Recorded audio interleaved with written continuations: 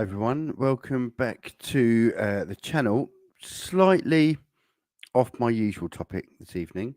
Obviously, this is a Formula One channel, and normally speaking, and there will be streams coming up in terms of Monza this weekend. But for anyone who knows me, knows I'm also a very keen football fan, and in particular, a team that is close to my heart is Chelsea Football Club. Today, what's been in the news? Chelsea Football Club. And not necessarily for a good reason. So, and I just wanted to come on and just express my thoughts really on what has happened because, and I think there's been a lot of speculation and people were, for example, people a lot of are talking about whether this is a knee-jerk reaction, and actually, I think the response to this can be the knee-jerk reaction. And over the day, we've learned more about what might have been going on behind the scenes. We can't obviously say for a fact exactly what's happened, but there have been a numerous number of leaks that have perhaps given us an idea of what had been happening. And I think when you look at the bigger picture and you have time to digest, and therefore you're not making the knee-jerk reaction, you can look back and say, okay, I think this might be what's been happening. It's pretty obvious now that this isn't a decision made based on yesterday's game, where Chelsea lost 1-0 to Dynamo Zagreb. I don't even think it's a decision made on the last 2 or 3 games. I think this has been in the pipeline for quite some time. A lot of people, again, as you look at the facts, so one of the things that was talked about quite a lot over the summer months was whether Tuchel, how much he was involved in those transfers. What we now know today is he wasn't as involved as initially first perceived. That there had been obviously a growing concern in terms of the communication between himself and the club, and himself and the players. There were certainly going towards into the second half of last season. The results were not particularly great, conceded a lot more goals, and the football wasn't particularly good even. In the end, they basically squeaked into top 4, didn't they? A team that was expecting to challenge for titles squeaked into top 4. And this has obviously been on the cards for probably a number of weeks. You've got one of the things when you get new owners coming anyway, and not just in football, but in general, if a business was bought out, they tend to want to, they'll get rid of the senior leadership there, and they'll bring in their own leadership and so on. And I don't think that's any exception really in football. I remember when Watford's owners took over, the Pozzos took over, and Sean Dyche was the manager of Watford at the time. Former Watford player and manager there and so on, and it weren't long before he was gone. Didn't do anything wrong, just owners want their own people in place. So I'm not overly surprised in that respect, or I wouldn't have been overly surprised anyway. But it's pretty clear, looking at the results, looking at the demeanour of the players, but in particular yesterday, I was watching the players and I thought, and Tuchel come out and he said, for example, that the players weren't putting in the effort, they weren't doing the desire wasn't there, the hunger wasn't there, the effort wasn't there. And actually, I didn't think Chelsea done their fair share of running. It wasn't as though Chelsea just couldn't be bothered yesterday. The players, from what I could see, certainly covered a lot of distance and run their socks off, as you would expect. But there's a difference between running a long way or being able to run long distances and then also having a purpose about what you're doing. And to me, I thought they didn't have the purpose. I thought they were just running around for the sake of running around. Just they looked short of ideas. They looked short of confidence. They didn't trust the system. That was what I got out of yesterday's game. And then this morning, second came, and ultimately, whilst people say, "Oh, I'm surprised," then you look back and go, "Yeah, actually, not that surprised." You could argue that people say, "Well, it was only 6 games in," and I argue, I get what Chelsea essentially have done here. Why drag it out? And dragging it out can sometimes make the situation worse. You look at Man United when they got rid of Solskjaer last year. They dragged that out. They could have made that decision, and they were justified in making that decision several weeks before they did. And had they have made that decision earlier, they would end up with Conte, who end up going to Spurs and getting Spurs top 4. So making decisions later on can be more detrimental than just getting the job done early. If Tuchel had lost the dressing room, as is widely said or widely reported, why drag it out any longer? We all know, anyone who sort of knows much about football and about the way of modern game and management and so on, everyone knows that once a manager loses the dressing room, that's it, done, job done. And the very good managers know how to keep that control of the dressing room by shifting on the players that are likely to cause disruptions. Sir Alex Ferguson was a master at it. You look at some of the biggest players that left: David Beckham, Cristiano Ronaldo, Ruud van Nistelrooy. The minute a player could have adversely affected the dressing room, they were gone. The problem is that Tuchel has, and Tuchel is an excellent coach, by the way, an excellent tactician of the game. And a lot of people close to Tuchel, who have known Tuchel, who have worked under Tuchel and so on, will tell you, as a coach, as a tactician, brilliant. However, he has his caveats. In particular, his relationship with the board and his relationship with the players, management skills. It's been an issue over the years, not just here at Chelsea, but previously as well. And you look back and think, where did this all start from? And I'll tell you where it points to, where it did start from, and that is after Lukaku left. Or not after Lukaku left, but after the problems with Lukaku. You go back to the first 7 or 8 games last season, and Chelsea were very good. In fact, a lot of people tipped them to win a title. Very good. And then it all went wrong after Lukaku, the whole Lukaku situation. At the time, we weren't sure how well Tuchel would handle it. But of course, over time, it became more apparent that Lukaku and Tuchel fell out. Also become more apparent that Werner and Tuchel had fallen out. And there were players that didn't believe that Tuchel was handling them well. There were players that felt that they weren't getting any game time, and then they couldn't get any answers out of Tuchel as to why they weren't getting game time and so on. And there was obviously a lot of players who had grown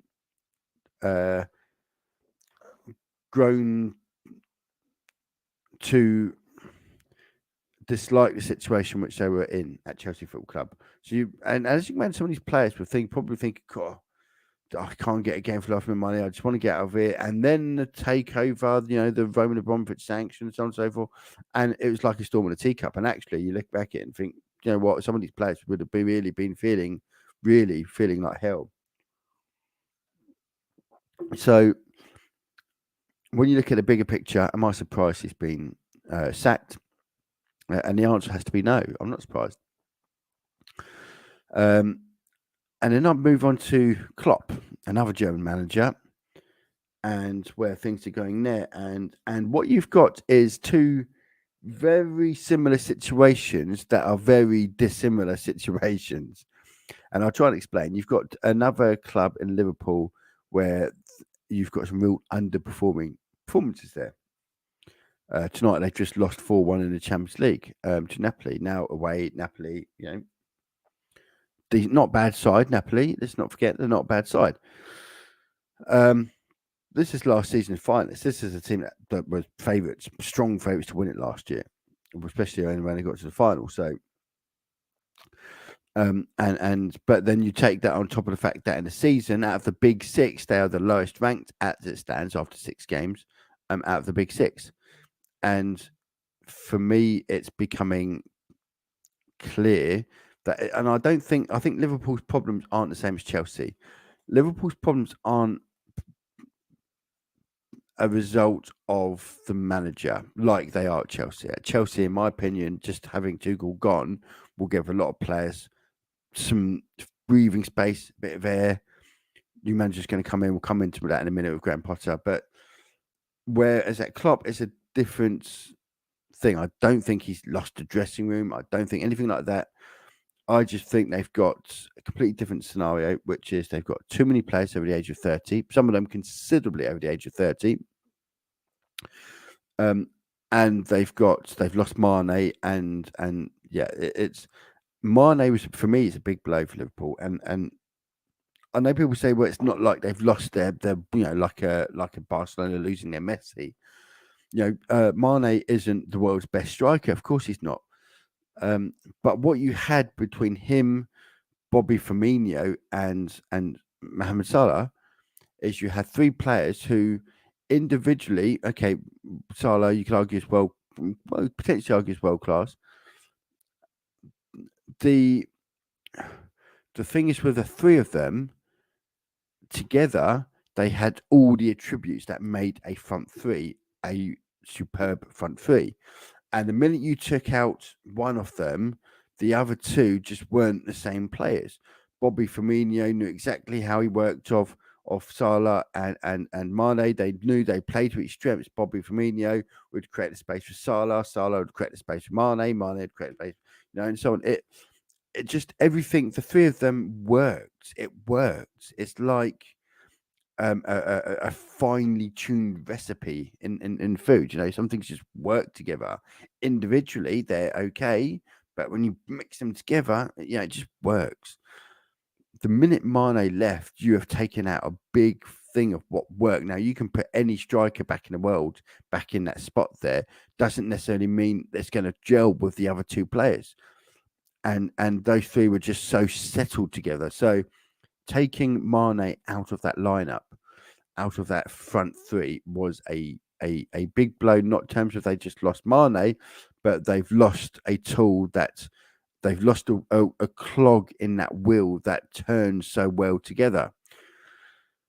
And that's to me is a big part on top of the fact they've got so many players over the age of 30. When you think of Thiago, Van Dijk, I think Alisson's just approaching 30. I think he is 30. Salah is in his 30s now. Bobby Firmino is in 30s. Milner, Henderson. It's that too many players in their 30s. And the one thing I would say of Klopp is Klopp plays a very aggressive, very pressing, high-paced, high-tempoed games. And he also does the same thing in training. It's a high tempo. I just wonder whether or not the squad that is aging, that's a lot of it in his 30s, whether this 3 or 4, 5 years of this continuous press. And last year they played every game, by the way, available to them. Every game that they could have played, they played. And and then you've had a short summer because of the World Cup being in the winter and so on. I just wonder, and I looked today and they were lethargic. They looked tired. They looked jaded. They looked laggy. And again, I just wonder, um, are things starting to catch up now? Is this continuous press and with an aging squad, is it just that these players can no longer keep up? And once they're no longer able to press on a front foot for 90 minutes like they used to, are they as effective? And I'm just wondering whether now, and I suppose that is too early to say at this stage. Time will tell on that. I don't think I don't think it's like a manager losing the dressing room. I just wonder if several years of this high pressing, high intensity games and training, and a small squad of Klopp has done this on one of the smaller squads of the top sides. Is the lack of funding and the lack of depth by Liverpool starting to catch up with it? And I think so. I think it is, but time will tell on that. Now going back to the whole Graham Potter thing again, this is Graham Potter has been heavily linked now with Chelsea. I think it's pretty much nailed on. He's going to take over. A lot of people saying, why would you leave something stable and secure at Brighton? The simple answer to the question is this: if he is in the game as a manager, it's because he wants to improve and he wants to go on to win the best trophies. You are not going to win the Champions League with Brighton. With respect to Brighton, you're not. You do well if you got into the Europa. You could do well if you got into the Europa Conference League. Never mind the Champions League and going on to win it. He's not going to go and win the Premier League with Brighton. We have to be realistic here. If he didn't want to, if he wanted to stay at Brighton just because it's safe and secure, then does that show a lack of ambition? And if he's not ambitious, how does that normally turn out as a manager? If you're proving yourself to not be particularly ambitious, well, if he said no, I don't want to go to Chelsea because I'm quite safe and secure and things are working well here, how do you then reject players at Brighton going forward? We've actually seen over the years occasions where managers have turned down that big dream career move because of secure and stability, and then it failed because after that point, um, players don't see you as an ambitious manager, and if you're not an ambitious manager, well, players want to go on and win things. They're ambitious. If they're not ambitious, then they're not competitive. They're not competitive while they're in bloody sports. So to suggest that, oh well, he shouldn't go to Chelsea because he's safe and secure at Brighton is a nonsense argument. Chelsea are one of the biggest sports brands on the planet. They've just been sold as a world record fee for sports brands. They're one of the biggest institutes in sports, in world sport. Doesn't mean they can pick any manager they want, but Graham Potter, I'm sure, will be ambitious, and I'm sure he'll be looking at it thinking, I may not get another opportunity like this. And it's true, might not. What happens if he turns down Chelsea and then things slip up at Brighton because players see him as someone who hasn't really got much ambition and so on because he didn't want to go to a big club and whatnot and things didn't go according to plan? Well, where's your next big move then? So you have to look at these things from a different perspective. Do I think Graham Potter's going to go to Chelsea? Yes, I do. Do I think he wants to go to Chelsea? Yes, I do. And I'm not saying that as a Chelsea fan. I'm simply pointing that out as let's look at from a logical perspective. From a logical perspective, is Graham Potter the right manager for Chelsea? Well, that's a different argument, in my opinion. I believe outside of the elite level of manager, I believe Graham Potter is the best manager outside of that elite. I'm talking outside your Zinedine Zidane's, your Guardiola's, your Klopps, etc. Brilliant coach, played some excellent football. Look at what they did to Leicester at the weekend. Absolutely demolished them, destroyed them. And he's done it without spending hundreds of millions of pounds. You know, this is don't underestimate Potter. I think he's a terrific manager. Where I think the concerns lie for me, and I think from most people, in reality, how do you manage the big egos? Because he hasn't really had to do that so far. To an extent, he's had a couple of players at Brighton, by the way, who've been a bit, players like Lallana. Lallana knows what it's like playing at a big club. He played at Liverpool under Klopp. In fact, I think it was Klopp who brought him in. So there's. I wouldn't jump on straight away on. He hasn't got any experience on managing players from big clubs, but what I mean is with that is if Zinedine Zidane walks into the dressing room tomorrow, the whole Chelsea changing room would just stand to attention. This is a manager who knows his stuff, multiple Champions League winner, multiple La Liga winner, instant respect. Graham Potter doesn't necessarily get the same respect. Doesn't automatically come at, oh, well, it's Graham Potter. He's on stand to attention. Royalty here. Do you see what I mean? It's not the same thing. Graham Potter will need to earn that, and this is where man management will come into it, and he will need to really show the players aren't stupid. Players, if you go out there and you start and you put drills together, you start things on the training pitch, and players go, you know what, this is really good. This is actually really. You'll win the players over. You will win players over by having good training strategies. Yeah, this is really good. It's a bit new. I've not seen this before. Oh, this, do you see what I mean? It's the training methods will help with that, with winning players over, particularly the big name players. Do I think he could do it and be successful? Yes, I do. And I think, by the way, and you go back to the sacking of Tuchel, and again, whether or not it's a knee-jerk reaction, knee-jerk reaction was Ole Gunnar Solskjaer. Knee-jerk reaction is sacking a manager, not having a plan to go forward. They then spent the next however many weeks trying to get a interim to the end of the season and so on. Chelsea, the fact that within an hour of second Tuchel, they were in talks with Brighton for Porter, suggests that they had planned this a while ago. And to be perfectly honest, I think a lot of people would argue, by the way, that Brighton probably knew that this was going to come at some point. Maybe not necessarily Chelsea, but I think it was on the cards that a big club was going to come in for Graham Potter sooner or later. And I think that Brighton would have known about that. But like I said, it's you have to look at it from a perspective of if this was a knee-jerk reaction, which I don't believe it was, why, how, what, when you look at United's second Solskjaer and the weeks it took just to get an interim, Chelsea straight in within an hour talking to Brighton, that doesn't sound like a team that's just knee-jerk click decision, make the sacking, and then worry about things after. They had clearly had this planned in mind, and this was clearly before yesterday's game. So we can speculate how long ago this decision was made. Some are saying it could be many weeks ago. But without doubt, I think they had to give Tuchel the start of the season.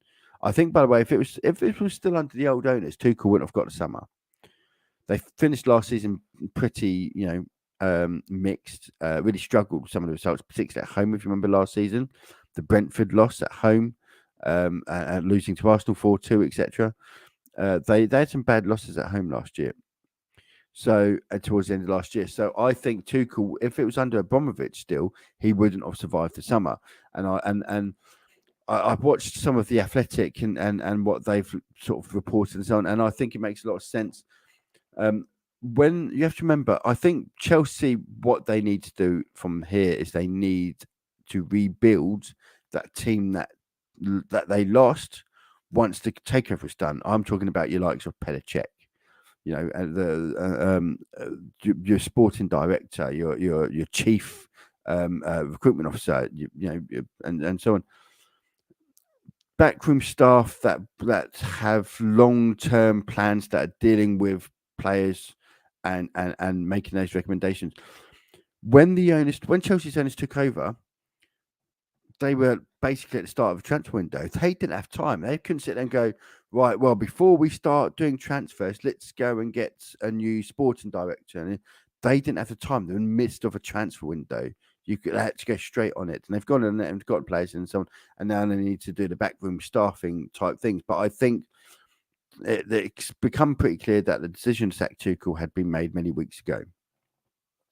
And I suspect they tried to be fair, give him the start of the season, hope that things turn out. But it was pretty obvious towards the end of last season that things weren't right.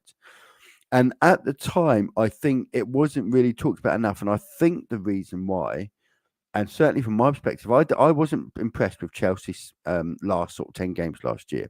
However, I put a lot of that down to the disruption at the club. You've got a takeover.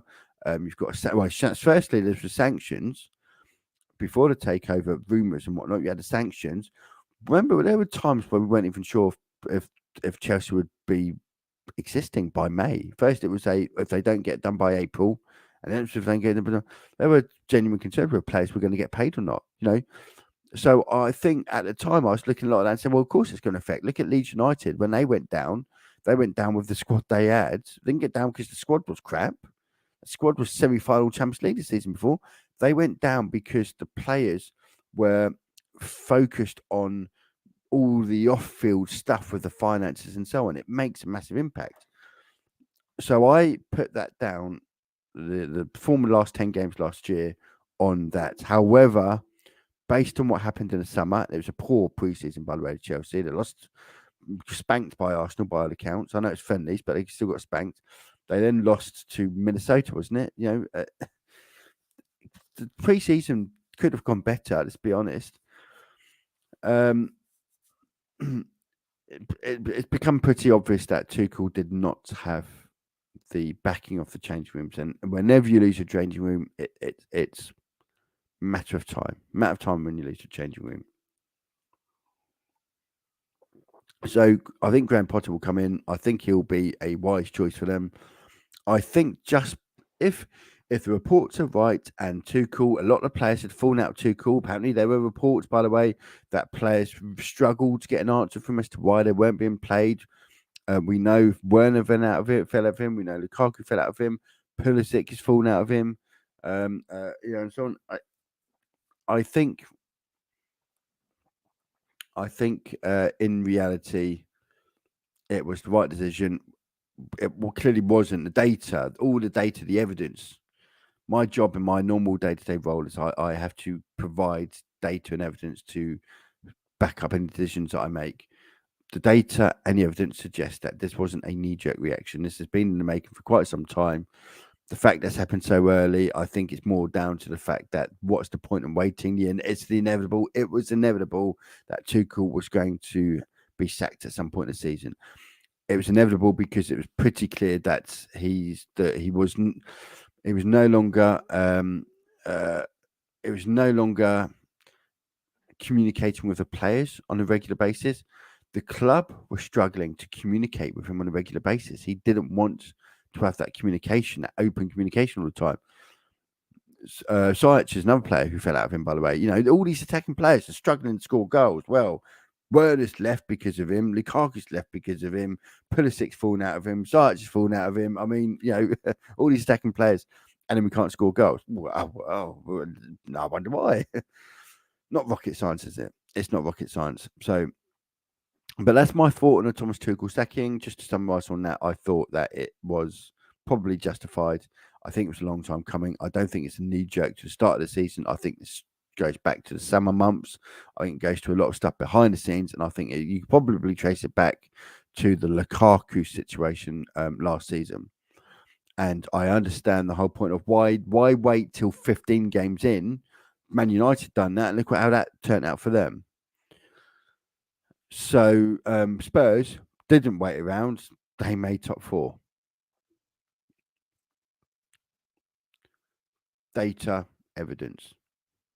See what I mean? Data, evidence. So the data and the evidence suggest if they wait, they're statistically less likely to achieve the season's objectives. And that's that with that. Again, back to the Klopp saga. Whether Klopp's in danger or not, I don't think Klopp's in danger. The Liverpool are arguably having a worse time so far this season than Chelsea, arguably. But I don't think it's the same thing. I don't think it's a case of the players have lost the confidence of Klopp. I think other factors come into play there. A massively aging squad. There's a count amount of players that play regularly who are over the age of 30. Bobby Firmino, Mohamed Salah, Thiago, Henderson, Milner, Van Dijk, Alisson, all over the age of 30, all playing regularly as part of that squad. Now, Liverpool play one of the most intense types of football that you can play, the high pressing, continuous high pressing games. And it's not just in the match itself, but apparently training schedules and training routines are very much like that too. You can get away with that game in, game out with small squads. Liverpool it's always been said that Liverpool don't really have a great deal of depth. They need to keep players, off the injury list. You get away with that when players are 27, 28, 29. You can't get away with that when players are 31, 32, 33. Some cases older than that. What's Henderson now? 34? What's Milner? 36? Something like that. Can't remember the exact age. You've got small players there, though. Then you've got a Salah situation. Now, I done a video on this about a year ago, in fact, where I said that the situation with Mohamed Salah and his contract was a very complicated situation. And one of the reasons why, and I've done a video on it, and it was very well viewed on here, several thousand views, in fact. And one of the things that I said on there was about giving a player of his age a big, high-paying contract, having looked at what happened with Aubameyang at Arsenal, Ozil, Alexis Sanchez at Man United, etc., giving players over the age of 30 big paid contracts doesn't always work out. I'm not saying they shouldn't have given them a contract. I'm saying they needed to stick to their guns. If Salah really wanted to stay like he said he did, if he was really, and he said a lot of the time, like, I really want to stay here. This thing, sign the contract then. Why are you holding out for a massive, not just highest paid player, but comfortably the highest paid player? If you love the football club, surely, and you go into Messi situation with Barcelona there, because Messi, you could argue, Messi will say, he might cry a few tears on his way out of Barcelona. He bankrupted Barcelona. £1 million a week, at least. More than that, wasn't it? Sorry, £1 million a week. It was about £1 million a week, wasn't it? They reckon, if not more, 100 million a year, 2 million a week, that. Yeah, I love my football club. That's why I absolutely asked specifically that they pay me so much money, because I love them so much. If you're playing for your dream club, this is the club that you want to be paid in line with what other players of your caliber are being paid. Yes, no doubt. But I've always said, if you absolutely love that club, why would you hold it to ransom? Barcelona were held to ransom by Messi. I don't think Salah, by the way, held it to the same levels, but I think the owners knew they couldn't allow Salah to walk away. It would have caused some problems. So, and I think Salah knew that, and he held on, and he got, in the end, he got what he wanted. Was it 350 grand a week plus bonuses? So, and that's not worked for so far. But like I said, this high intensity game with a team of 7 over 30s, at least 7 over 30s, catches up with you. Catches up today. They looked lethargic. They looked slow. They looked off the pace. They didn't. They're not necessarily. And I don't think it's because they no longer believe in what the manager's asking of them, like Chelsea players did.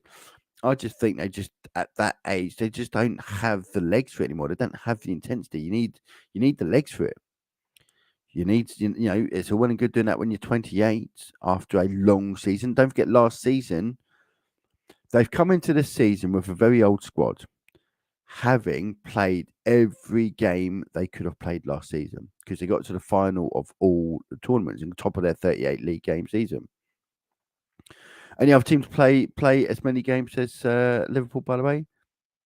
Chelsea. Didn't get to they got to the domestic finals against Liverpool, ironically, in the League Cup and the FA Cup. Didn't go as far as Liverpool in the Champions League, but they did have the Super Cup and the Club World Cup. So those extra games make up. So they basically played the same amount of times. Liverpool and Chelsea played basically as many games as, or almost as many games you could play. Liverpool don't have a particularly good. One thing Klopp has always been pretty poor on, in my opinion, is rotation. And you go back to the season and won the title and won it with like 7, 8, 9 games to go. And yet they played their strongest squad he could possibly play for those last 7, 8, 9 games. Middle of COVID season, by the way. Middle of COVID season, and he's playing the best squad he can play, having already won the league title. Whilst the younger players are sat there thinking, well, when do we get a game then? It's one of Klopp's weaker points, in my opinion, without a doubt. And so I just wonder whether or not, and time will tell, but I think Liverpool in for they could come good. Don't get me wrong, they could go and win 10 games in a row. That's true. I don't think they will, though. And I just think that I think things are starting to catch up with Liverpool, not just with Klopp, but with Liverpool. The lack of investment over the last 5 years or so, always trying to run at a transfer net profit. They haven't. They've gone out and always bought sort of 1 or 2, maybe at a push 3 players in the season, and I mean players, start into your squad players. they probably need 4 or 5 other players in that squad because they've got too many older players that just you can't play week in, week out. Milner and Henderson cannot play week in, week out, playing that pressing game twice a week. Even Van Dijk, because Van Dijk looks like his age. He's playing like a defender of a 35-year-old, 36-year-old, 37. An old. He's 31, 32. Defenders, admittedly, can go until they're 34, 35. John Terry was playing top level until into his mid 30s. Koscielny in his mid 30s at Arsenal. Silva at Chelsea at the moment, still there, still playing high level. He can be done as a defender, but you've also got to be able to, for example, Silva doesn't play every game, and actually, when you look back at the likes of Terry during that stage of his career, wasn't playing every game. You have to manage it. When you get into that 32, 33, you can't play 90 minutes of every game. It's playing an intense style of football. At some point you're going to have to take those extra breaks. The difference when you get old, and I know at 34, at the ripe old age of 34, one of the things that happens is when you get a bit of a knock, it's there. At 25, 24, 25, I can rub that off. It might take a couple of weeks to go down. At 34, 35, that little knock that took you 2 weeks 10 years ago takes you 2 months now. And that's just basic factual science for you. The older you are, these things catch up. So anyway, that was my thoughts on, and again, slightly off topic. I will be back for Formula One stream this weekend. So slightly off topic just because it's been an interesting day of football, and I am a football fan. So, but let me know what you think in the comments, and I'll see you for the Formula One Grand Prix, the Monza Grand Prix. Saturday qualifying. I won't be around Saturday for qualifying because I am at a wedding all day. I will be around Sunday for the race day. So tune in for that. I will try and do I'm going to be doing a live stream as per normal with the live tracking, and a follow up with a post race show after. So I hope to see you guys then. Until then, take care, and I'll see you all again soon.